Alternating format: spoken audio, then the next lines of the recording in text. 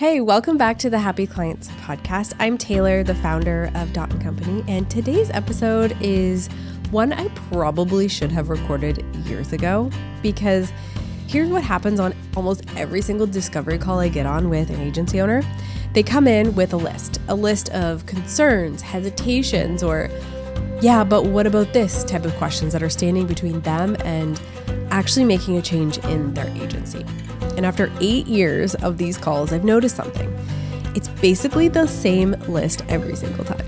So today I'm going to answer those 6 questions that I hear the most, including one that doesn't always get asked out loud, but probably should be. Welcome to the Happy Clients podcast, brought to you by Dot & Company. Whether you're a virtual assistant, an agency owner, or a client-facing account manager, we all deal with clients. Lucky for you, client management is what we do best. Now, let's dig in, chat cam life, and have some fun along the way. Cheers to happy clients. E2M is a proud sponsor of the Happy Clients podcast. If you're running a digital agency, you know the hardest part isn't getting clients. It's delivering consistently without burning out your team or hurting margins. E2M helps agencies scale confidently as a behind-the-scenes, white-label fulfillment partner. From web development and SEO to paid media, US-based content, e-commerce, and even AI, they plug into your agency so your clients get great results under your brand. No freelancers, no chaos, just reliable delivery that helps you keep clients happy and growing. Find out how E2M can support your agency at e2msolutions.com/dot. So let's get into it. Question number 1. Budget is tight. Can I actually afford this? The first one I hear all the time, and I heard it just recently from an agency owner who just made this big hire. They made an executive hire on their team, so their budget felt a little bit constrained. And she was in growth mode, but didn't really want to add more fixed costs before new client deals were closed and they were bringing in more clients to the agency. And so here's what I told her, and I kind of walked her through this because I think this reframes this whole question. But when I look at this, a full-time hire, which I have made so many full-time hires in my own agency, but a full-time hire, an in-house account manager at market rate is between $80,000 to $100,000 a year for the type of person you need in your agency, someone with experience. And before you factor in the time that it's going to take you to hire them, to train them, to manage them, and absorb the risk if they don't work out, with a fractional model like ours, how we set up our agency and how we work with agency clients is that you're not carrying the fixed cost. You scale our engagement together and your client account management needs as your revenue grows, not in anticipation of it. And the goal here really is to give you that breathing room, not to add this pressure of this additional person, this fixed cost on your business. And having that, especially for agencies as you're growing, you need a little bit of flexibility. So we give agencies that. So I guess if you're in growth mode within your agency, the question isn't really, can I afford this? We want it to become, can I afford to keep doing account management myself while I'm also trying to close new business? Because I have done this before. And the longer that I stayed in the account management seat, the less time I was selling. And as soon as I removed myself from that seat, the business grew.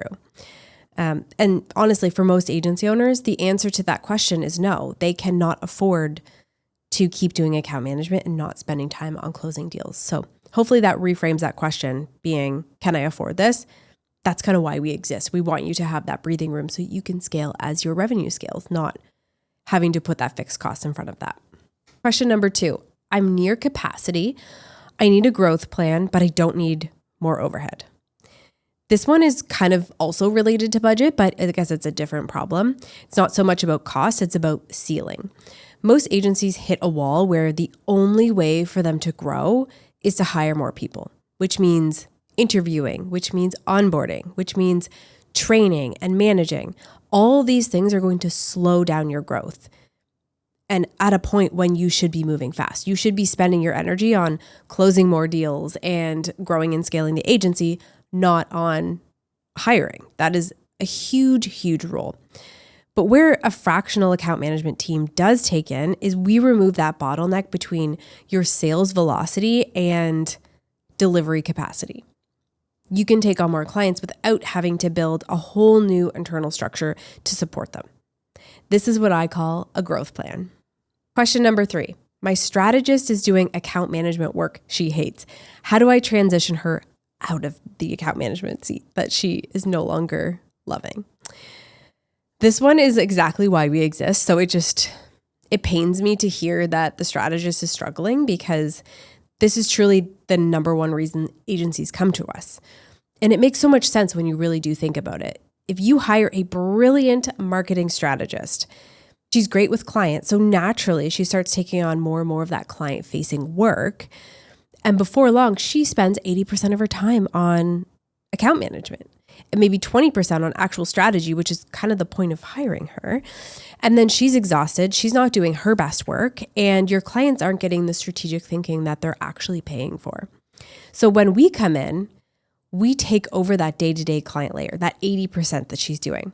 The emails, the prep, the status updates, the internal coordination, and then your strategist becomes that strategic lead where she should be. So she's showing up for the moments that actually need her brain, and we come in and take over that 80%. I've had so many strategists tell us that within the first 60 days, they feel like they got their job back. And that's not a small thing. That's huge. That's the difference between keeping great people on your team and losing them. Question number 4.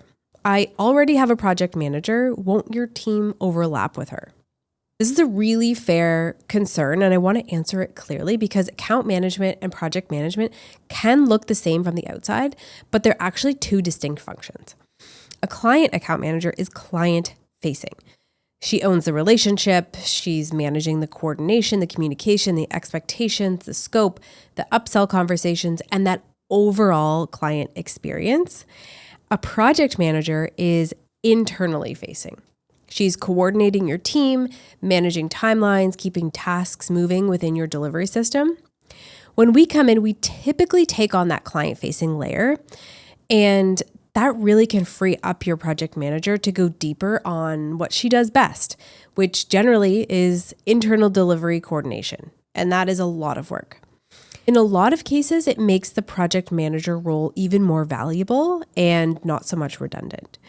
Now, could there be some overlap depending on your project manager's role? Yes, there could be.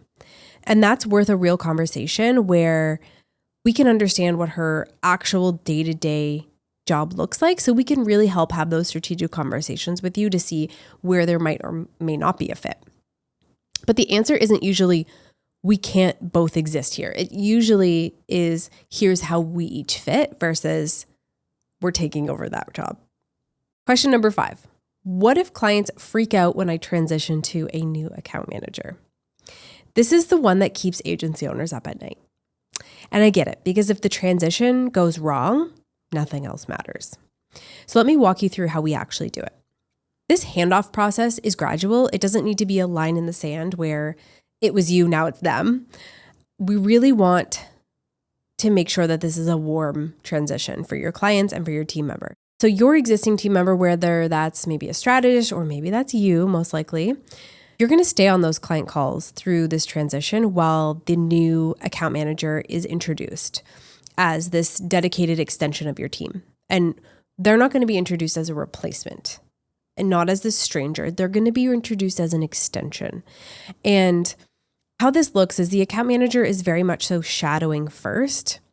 Then they co-lead with you or your strategist. And then we take the lead, typically over 4 or more weeks per client account, depending on how complex the relationship is. And here's what actually happens most of the time. Clients end up feeling more supported by the account manager because the account manager has the bandwidth to respond, to be responsive, not squeezing them in between 10 other things. Question number 6, last but not least, is what's the actual difference between a client account manager and a strategist?